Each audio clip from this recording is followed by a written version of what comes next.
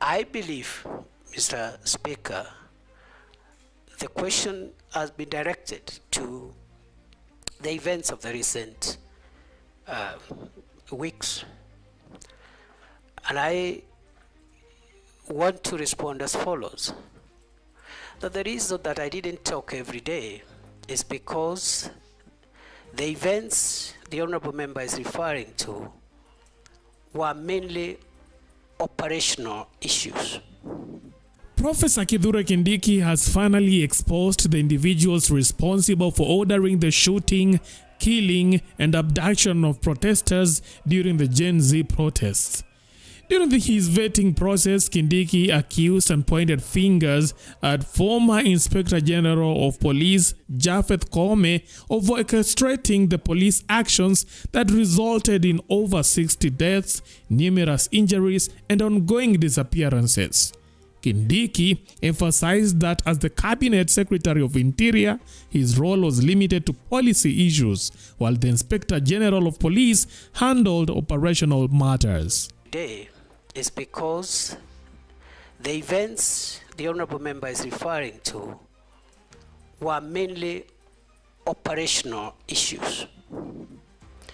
The work of the Minister, the Cabinet Secretary for Interior, as envisaged in Article 245 of the Constitution, is to give the organs of national security that fall under that ministry policy direction and policy guidance, and in particular because we are talking about the police.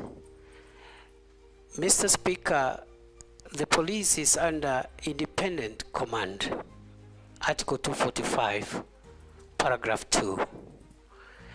There are only two people who can give the Inspector General of Police directives.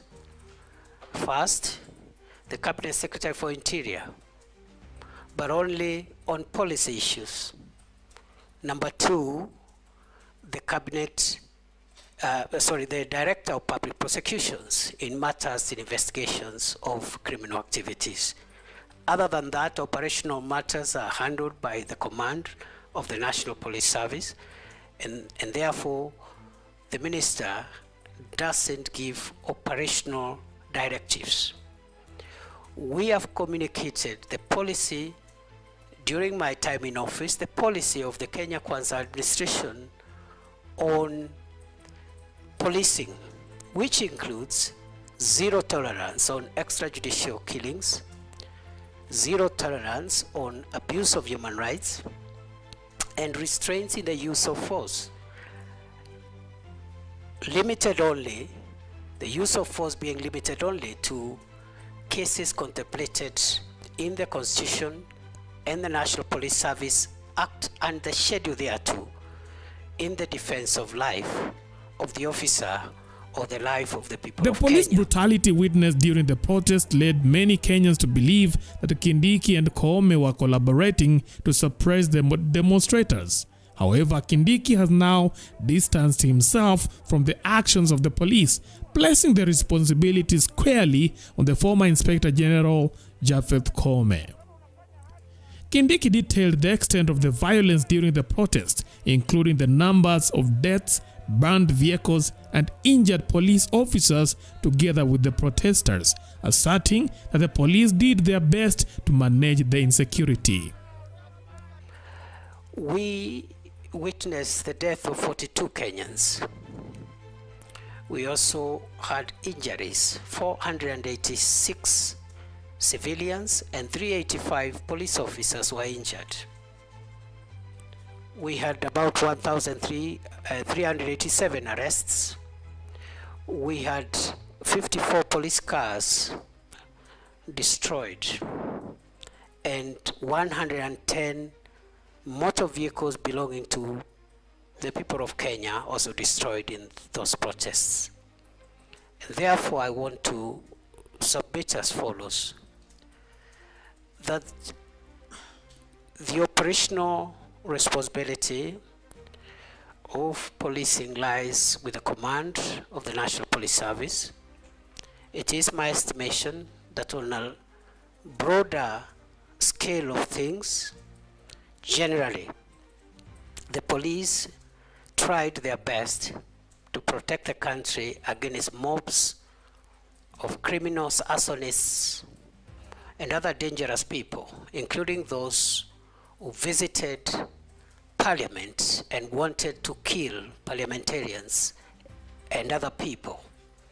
The police did their best.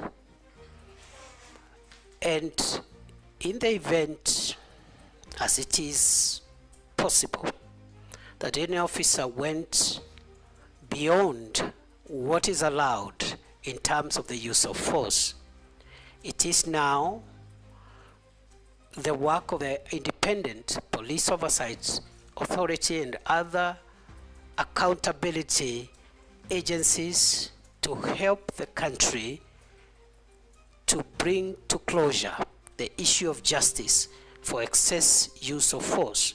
I want to submit as follows, Mr. Speaker, that even beyond the police having independent operational command,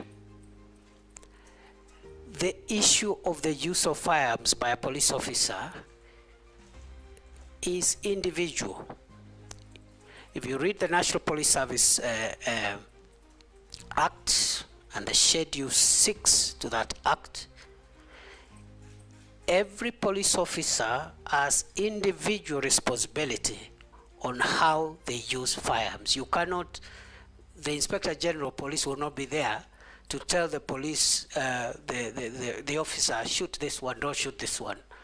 There will be an operational order that will generally guide the police officer. So the accountability of the IG will be on the operational order, which is publicly available, whether that operational order met the constitutional threshold, but the use of force by individual officers is an individual responsibility issue.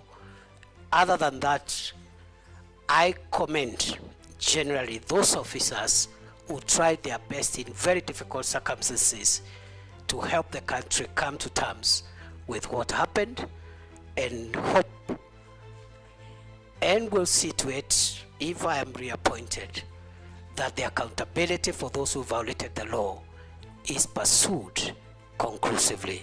I submit.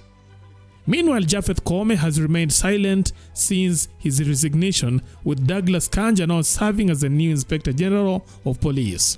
In response, many Kenyans are calling for the arrest and prosecution of Kithure Kindiki and Japhet Koome at the ICC, insisting that they neither should hold any government position in the future.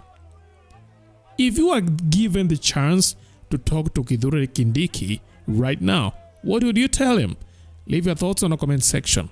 That is it for now. Thanks for watching. Let's meet next time. Bye-bye.